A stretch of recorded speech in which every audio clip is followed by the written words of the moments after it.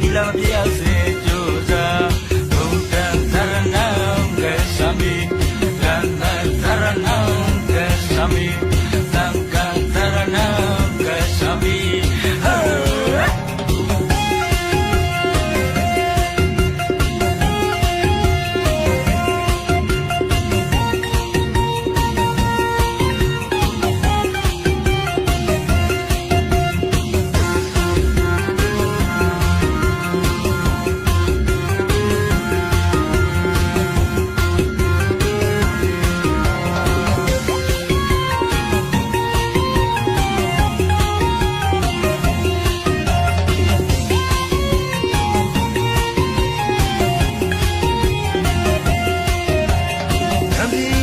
နောက်ဖက်ကလူ